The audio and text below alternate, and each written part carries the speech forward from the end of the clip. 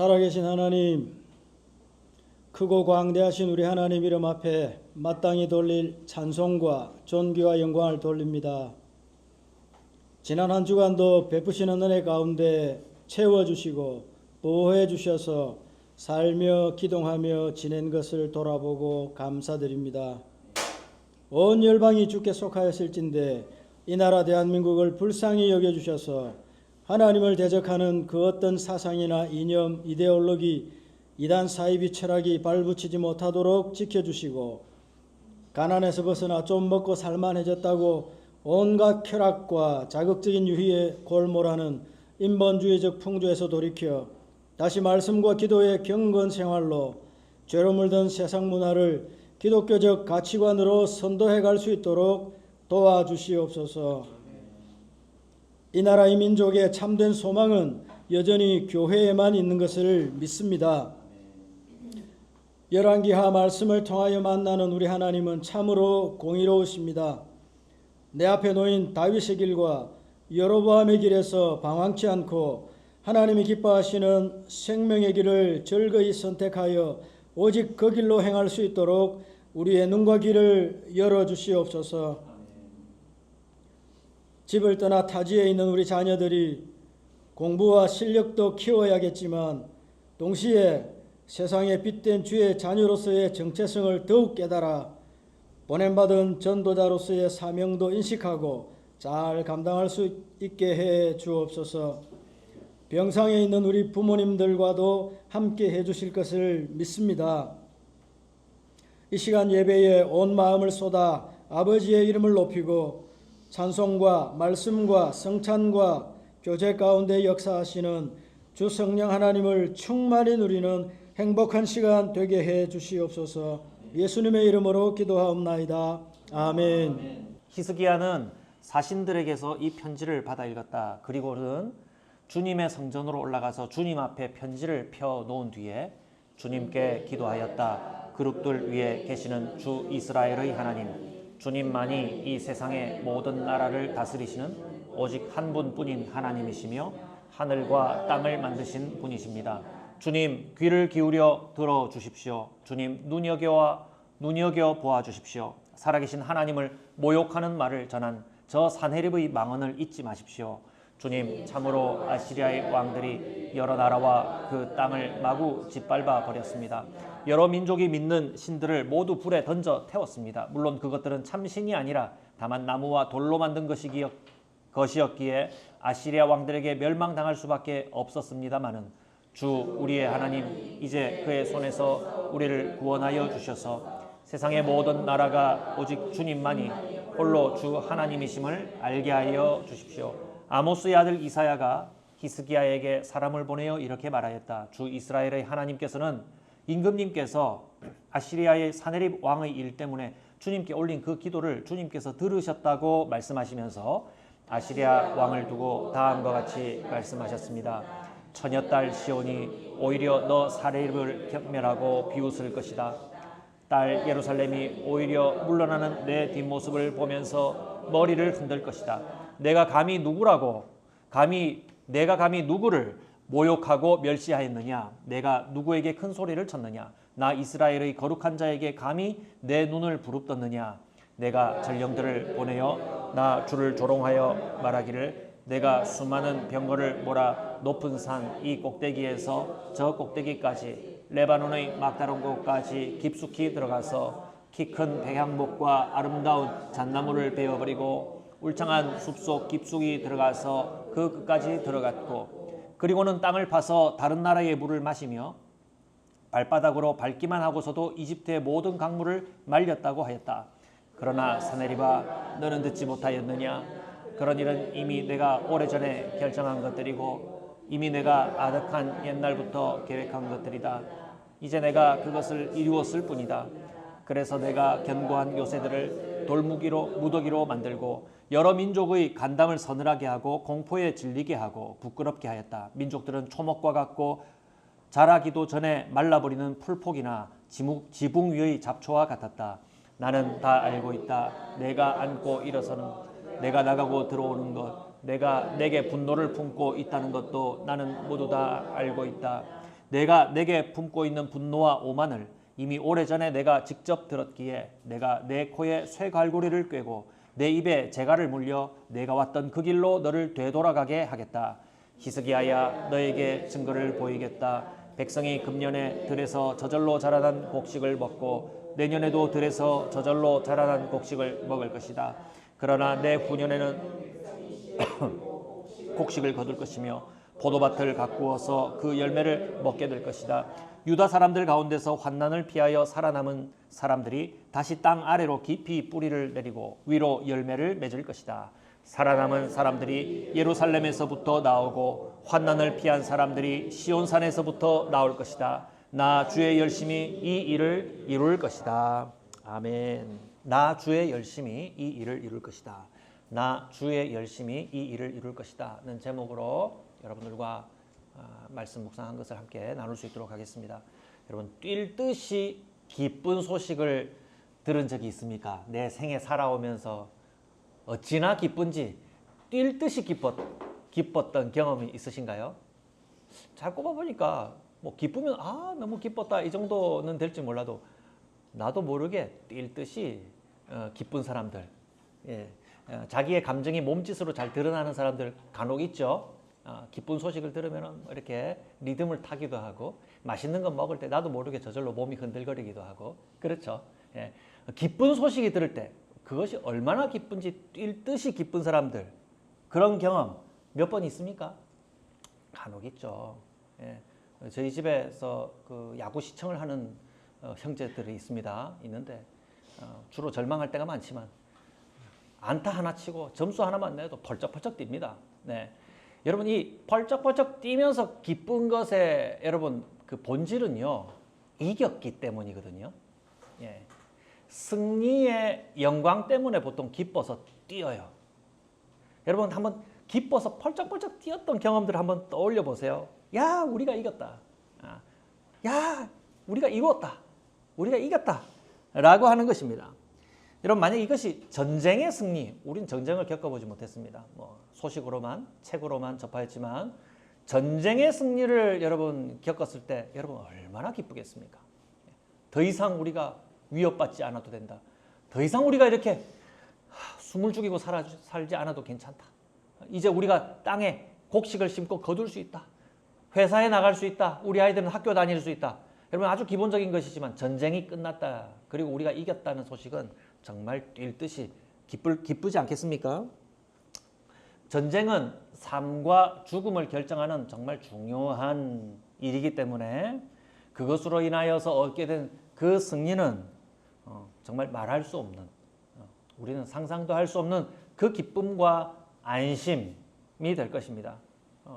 여러분, 우리가 지금 계속 읽고 있는 이 히스기야는요, 참 우리가 위대한 왕이다, 훌륭한 왕이다 라고 우리가 기억을 하지만 히스기야가 이 통치한 이 시기는 이스라엘은 그 전후도 다 마찬가지지만 전쟁을 겪고 있었습니다. 전쟁 중에 훌륭한 왕이었거든요. 오늘 저와 여러분들이 함께 읽었던 이 부분에는요, 히스기야가 지금 어떤 장면으로부터 시작하고 있습니까? 14절부터 읽었죠? 하나님 앞에 아수르 왕이 자기에게 협박으로 보낸 편지를 딱 펼쳐놓고 하나님 이거 보십시오 하면서 하나님 앞에 기도하러 들어가는 장면으로 시작됩니다. 여러분, 예루살렘 성을 아수르 왕이, 우리 지난 장을 여러분 기억하신다면 아수르 왕 사네립이 보낸 랍사게 직분이 있는 그 군대 대장이 예루살렘 성 북쪽을 포위하고는요, 물길을 막고 나서는 이스라엘 왕 나와라, 내가 널 죽이겠다, 너 이제 끝났어 라고 하면서 위협하던 장면으로 끝나지 않았습니까? 그래서 그 랍사게를 만나러 갔던 왕의 신하들이 절망하면서 옷을 찢고 울분을 가지고 왕에게로 돌아가는 장면이 마지막 장면이었어요. 이 소식을 들은 이스라엘 왕도 울분을 터뜨렸습니다. 여기 옷을 찢고, 오늘 우리가 읽지는 않았습니다만 여러분 19장에 시작하는 단락에 히스기야가 자기 옷을 찢고 그리고 왕복을 벗고 베옷으로 갈아입고 기도하는 성전으로 들어갔다고 기록해 있어요. 왜 옷을 왜 찢어요? 이것은 하나의 의식적인 행동들입니다.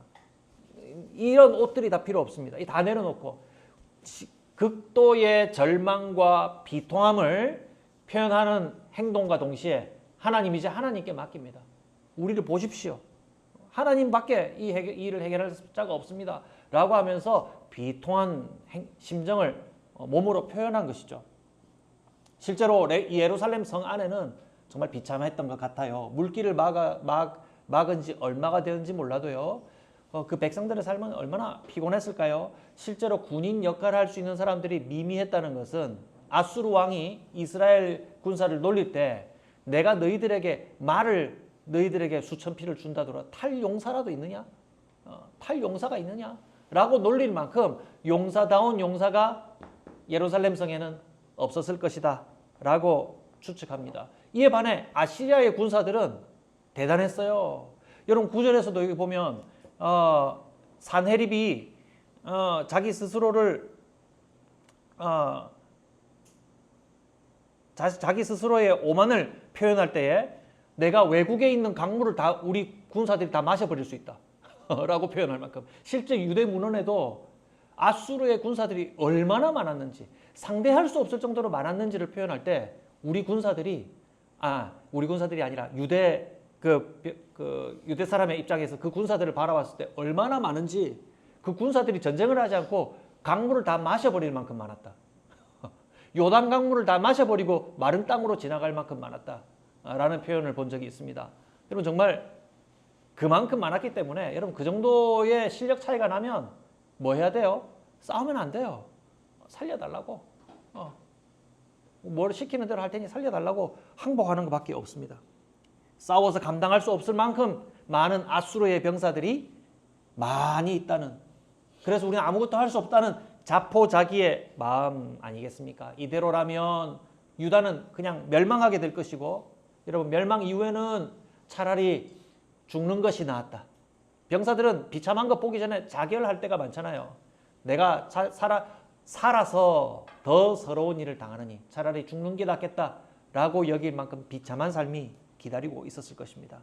여러분 이 모든 삶을 예상을 하고 히스기야는 이 모든 위협과 유혹으로 하나님 나라를 모욕하는 아수르를 참을 수 없어서 자기 옷을 찢고 베옷을 입고 주님의 성전으로 들어갔던 것입니다.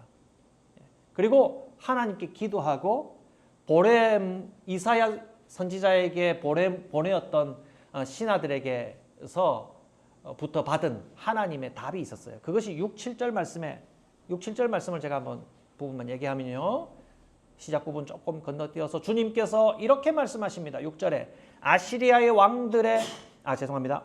왕의 부하들이 나를 모욕하는 말을 네가 들었다고 하여 그렇게 두려워하지 말아라. 지금 주님이 말씀하시는 거예요. 내가 그에게 한 영을 내려보내요. 그가 뜬 소문을 듣고 자기의 나라로 돌아가게 할 것이며 거기에서 칼에 맞아 죽게 할 것이다. 히스기야 왕에게 하나님이 주신 소식은요, 승리의 약속이었어요. 우리 아수르를 도저히 이길 수 없습니다. 하나님 어떻게 하면 좋습니까? 하고 옷을 찢고 하나님 성전에 들어가서 기도하러 들어갔고 자기 신하를 이사야 선지자에게 보내서 하나님의 뜻을 알아오라 라고 보내었는데 하나님으로부터 오는 답은 걱정하지 마라, 두려워하지 마라, 이기게 해줄 것이다. 아수르 왕은 돌아가서 자기 집에서 비참하게 죽을 것이다. 칼에 맞아 죽을 것이다. 그런 답을 받았어요. 자, 8절을 보시면 실제로 무슨 일이 있었는지 정확하게는 모르겠지만 아시리아 왕은 팔레스타인 차지하려고 본부를 어디에 차렸다고 했습니까? 라기스라고 하는 40km 정도, 도로로 한 40km 정도 되는 남서쪽에 있는 도시에 진을 치고 있었는데 그 옆 곁에 있는 림나에 가서 싸우고 있었다고 그래요. 제 생각에는 후퇴하고 좀 세력이 약해진 게 아닌가 싶습니다.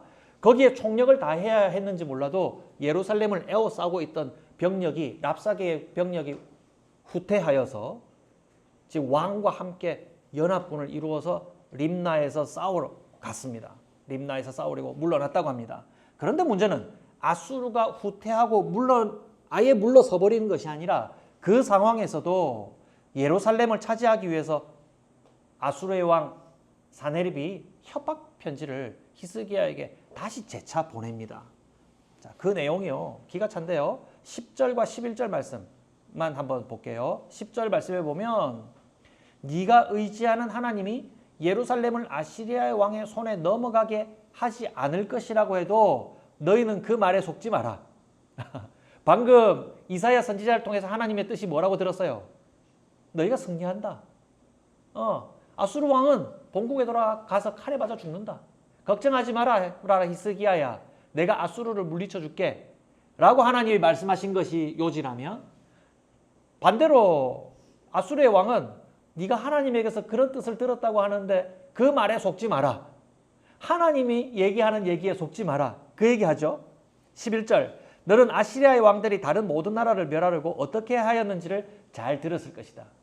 지금 아수르 왕의 얘기입니다. 그런데 너만은 구원을 받을 수 있을 것이라고 생각하냐? 그렇다고 너는 믿느냐?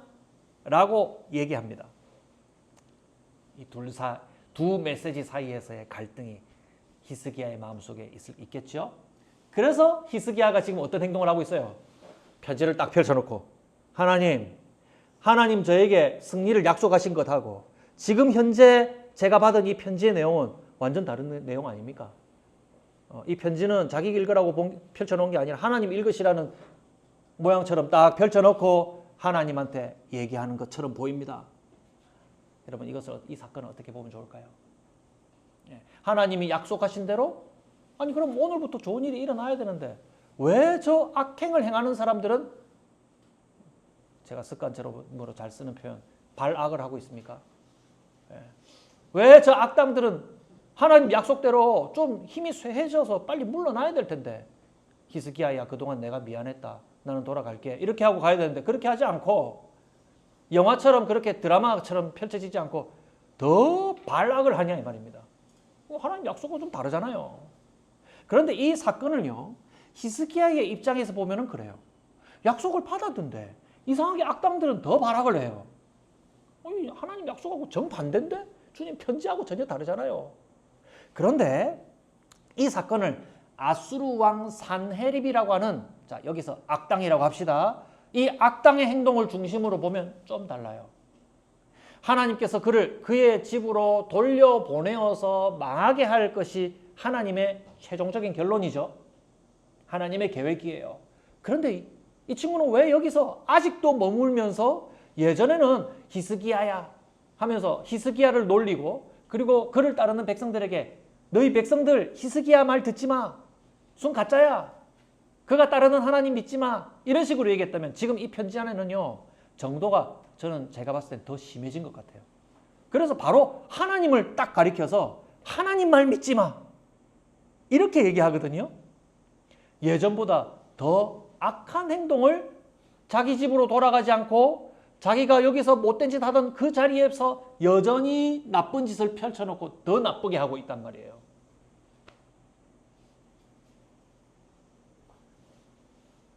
악당의 입장에서 봤을 때는 빨리 결말에 이르지 않고 보통 같으면 우리 같으면 어떻게 하겠습니까? 너 잘못했지. 너 혼날 줄 알아라. 라는 이런 메시지를 들으면 한번 살려주세요. 제가 착하게 바꿀게요. 이렇게 하는데 악당은요 주로 그렇게 안 합니다. 모든 영화나 드라마를 보면요 좀 희한하게도 악당이 뉘우치는 경우가 가끔 있지만 뉘우치다가 갑자기 더 못돼져서 본색을 드러내고 죽는 경우 있죠. 언젠가 이 얘기를 한 적이 있는 것 같으네. 그죠? 그런 적 있죠. 그렇게 된다 이 말입니다. 악당 산헤립의 입장에서 보면 그 악당은 그 결말에 이르기까지 지금 오늘 이 현재 히스기야가 있는 이 땅에서 더 못된 짓을 더 일삼는 모양을 더 보여주고 있다 이 말입니다. 히스기야의 입장에서는 아직도 하나님이 내게 약속하신 대로 왜 안 이루어 주십니까? 라는 이 상황 때문에 답답한 마음으로 하나님께 따지는 심정이겠지만 아시리아 왕의 악행의 성격을 보자면 그의 처지는 돌아가서 죽게 될 운명이면서도 마지막까지 더 악한 행동으로 치달아가는 악인의 멸망을 보여주고 있다고 볼 수 있습니다. 똑같은 장면에서 우리는 답답하지만 악한 자들은 더 멸망하려고 여기서 더 나쁜 악을 저지르고 있다 이 말입니다. 여러분 악행의 성격은요.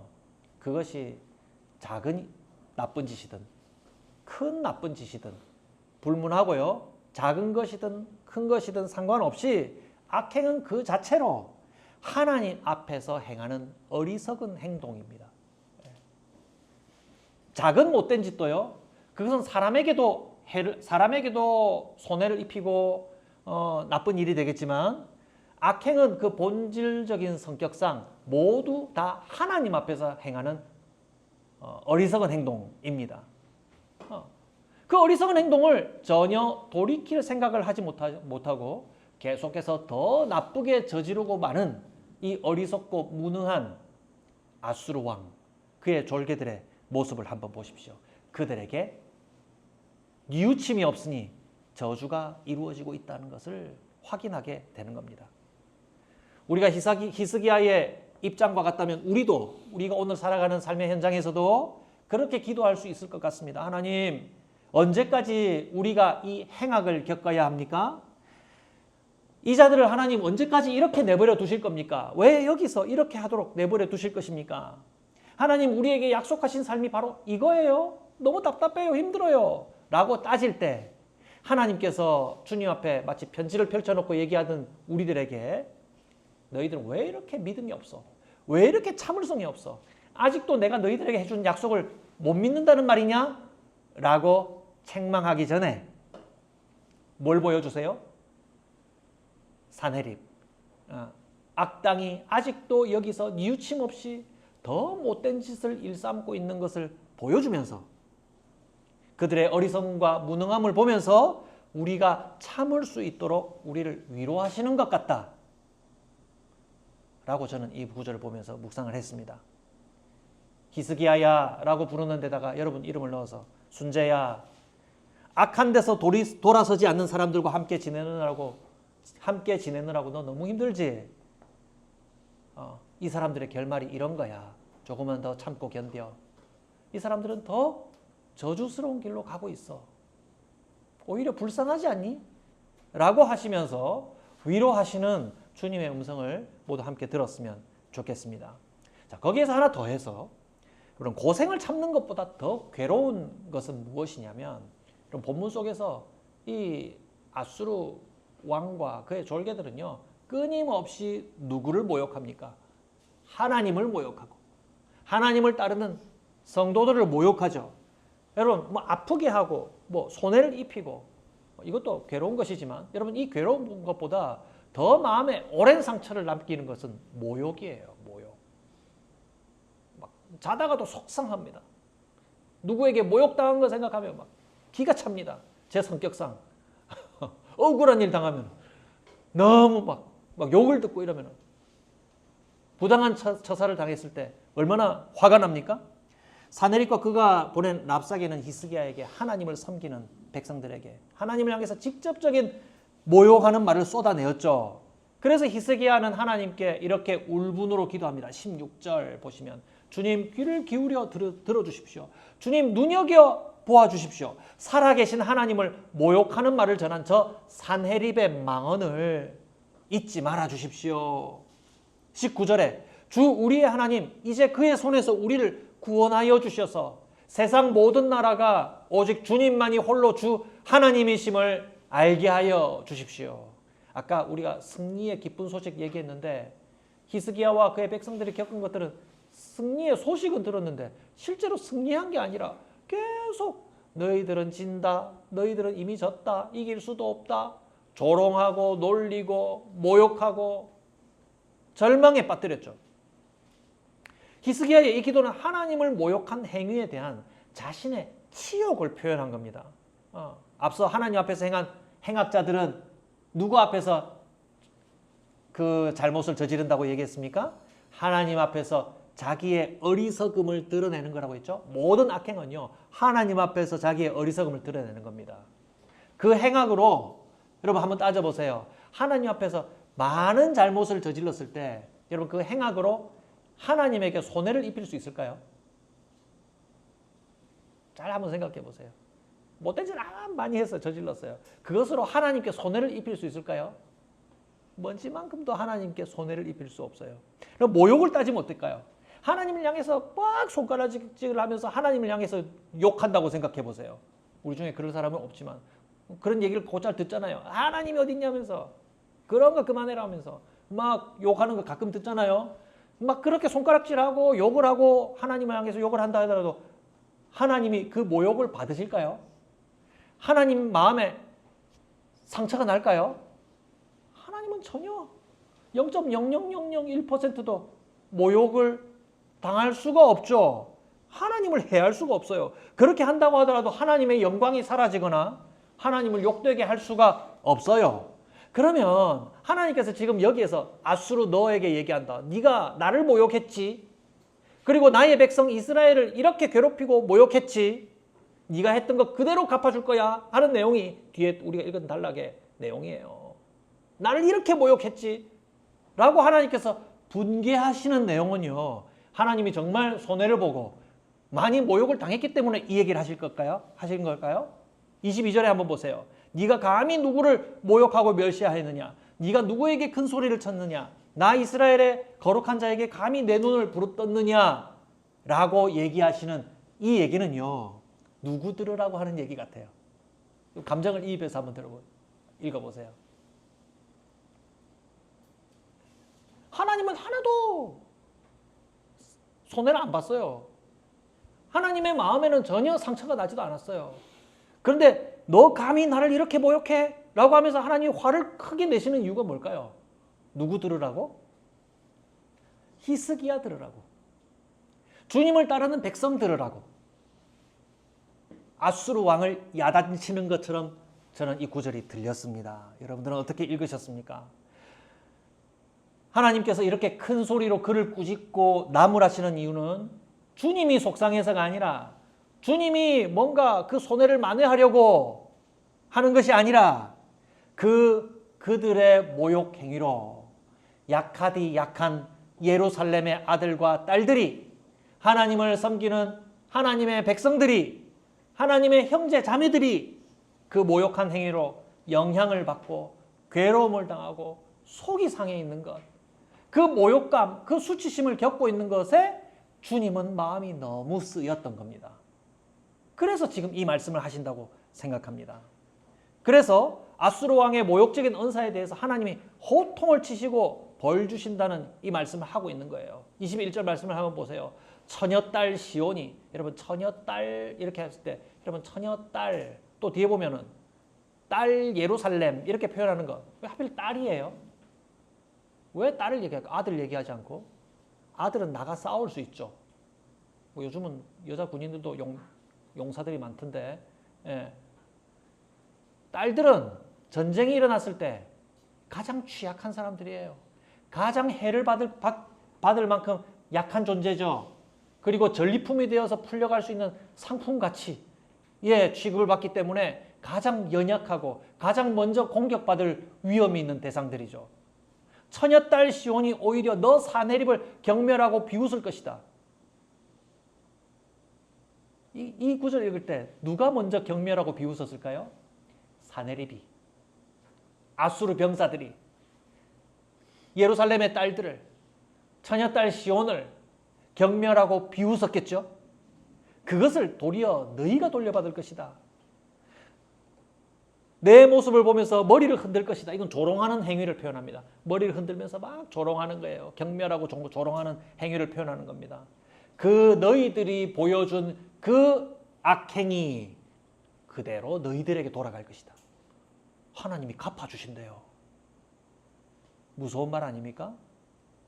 28절 마지막 부분 볼래요? 28절 내가 내게 품고 있는 분노와 오만을 이미 오래전에 내가 직접 들었기에 내가 네 코에 쇠갈고리를 꿰고 내 입에 재갈을 물려. 이건 사람에게 하는 짓 아니죠. 짐승에게 코에 갈고리를 끼우고 입에 재갈을 물려서 이렇게 짐승처럼 끌고 가잖아요. 그거를 누가 했을까요? 아수르 왕과 병사들이 한 겁니다. 그 행위를 도리어 너희가 당하게 될 것이다. 너희가 하려고 했고 너희가 했던 그 행위를 너희가 도리어 그대로 돌려받게 될 것이다.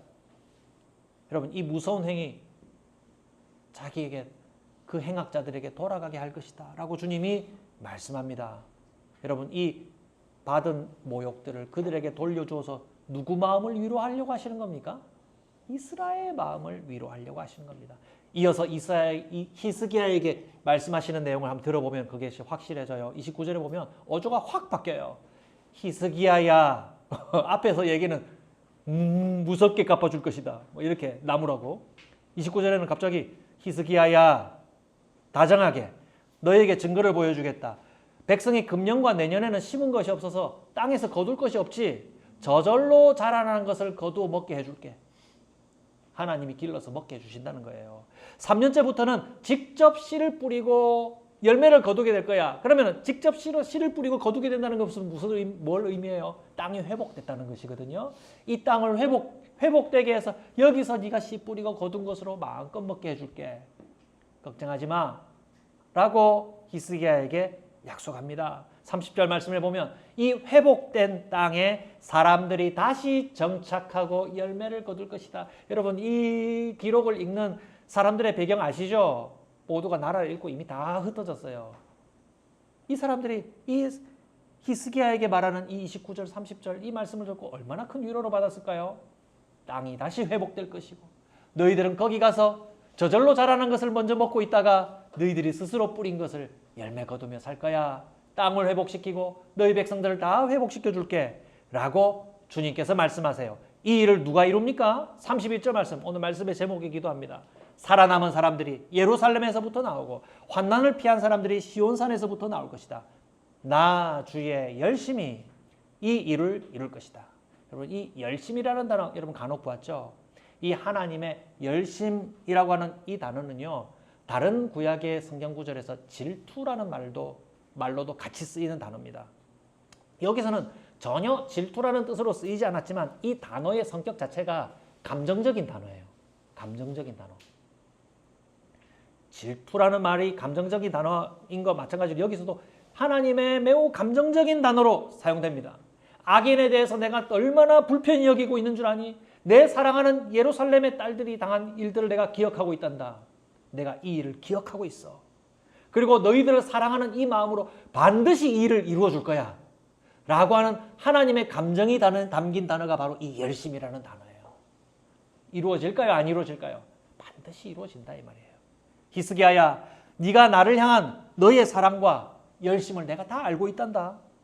악한 자들의 멸망은 이와 같이 속히 이루어질 것이고 내가 너를 완전히 구원할 거야. 나 주 여호와가 너에게 보장한다. 내 열심히 이루어질 거야. 내 마음이 이래. 라고 우리에게 말씀하시는 거예요. 말씀을 정리하겠습니다. 하나님께서는 우리 모든 괴로움을 위로해 주시고 우리를 구원해 주시는 하나님이십니다. 그런데 우리 괴로움이 갑자기 사라지지 않아요. 왜냐하면요. 못된 사람들과 여전히 함께 지내기 때문에 그렇습니다. 그 못된 사람들은 오늘의 죄를 결코 뉘우치는 바가 잘 없어요. 간혹 돌아서서 여러분 착한 행사를 하고 이런 게 찾아올 때 경계하세요. 가짜일 가능성이 더 높아요. 못되게 하다가 갑자기 얼굴 밝게 하고 와가지고 사이좋게 지내자고 해요. 그럼 경계할 수밖에 없죠. 왜요? 잘 안 뉘우쳐요. 악에 가담했던 사람들은 그냥 악으로 내리달리는 것이 그 악의 성격이에요. 그 모든 악이 누구 앞에서 하는 거라고요? 하나님 앞에서 하는 거예요. 크고 작은 악들을 바라볼 때 우리는 어떤 생각을 해야 됩니까? 당하는 입장에서는 아이고 불쌍해 이렇게 하기 참 쉽지 않지만 참 안 됐다. 계속해서 저 못된 짓 하고 살아가는구나. 이렇게 멸망하고 있는구나. 라는 것을 바라보는 여유가 우리 마음에 생기길 바랍니다. 우리의 바람이, 우리 기도 제목이 그거예요. 참고 인내하면서 악인의 멸망을 바라보는 여유가 있게 해주십시오. 하나님을 상대하는 저 어리석음을 주님 불쌍히 여겨주십시오. 그리고 제가 잘 인내할 수 있도록 저를 지켜주십시오. 라고 기억하시길 바랍니다. 또한 하나님께서는 우리가 받은 모든 모욕, 불명예스러움도 다 갚아주신다고 약속합니다. 그것을 보증하는 하나님의 감정이 뭐예요? 열심이라는 단어예요. 열심. 자기 백성이 당한 모든 손해와 모욕을 하나님은 전혀 손해 안 봤어. 우리가 손해봤잖아요. 그런데 그 손해를 누구의 것으로 여기세요? 하나님 자신의 모욕과 손해로 여기면서 내가 가만히 있지 않겠어. 다 갚아주겠어. 라고 갚아주시면서 우리를 위로하실 것입니다. 그러므로 무슨 일을 만나도 여러분 포기할까요? 포기하지 않습니다. 좌절하지 마시기 바랍니다. 우리를 위하시는 능력이 있으시고 참되신 신실하신 주님만을 의지하시는 저와 여러분들이 되시기를 주님의 이름으로 축복합니다.